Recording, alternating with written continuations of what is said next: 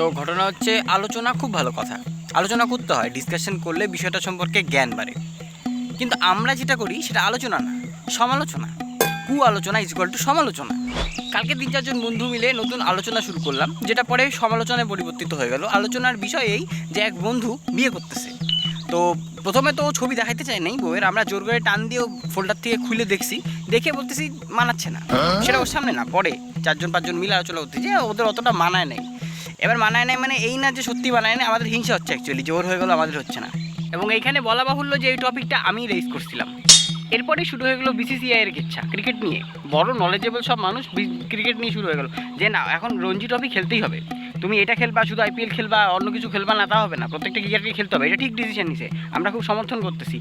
কে শুনতেছে আমাদের সমর্থন?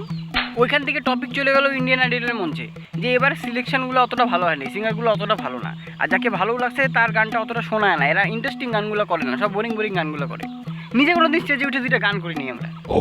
এরপরে শুরু হয়ে গেলো আমাদের প্রিয় চির বিতর্কিত টপিক পার্টি, পলিটিক্যাল ভিউ, যে এবার কে দাঁড়াইতে পারে, এবার কে জিততে পারে, কীরকম ঘটনা, এটা কি ঠিক হলো, এই প্রকল্পটা কি আনা ঠিক হয়েছে, কতটা লাভ হচ্ছে। যেন আমাদের ডিসিশনের উপর ডিপেন্ড করতেছে পার্টির টিকিট কে পাবে, পরবর্তীতে কোন পার্টি জিতবে। তো বাধ্য হয়ে আমি শেষে বললাম পার্টি চেঞ্জ কর, মানে টপিক চেঞ্জ কর, এখন সবাই গালি দিবে, বাড়ি চল। Please subscribe.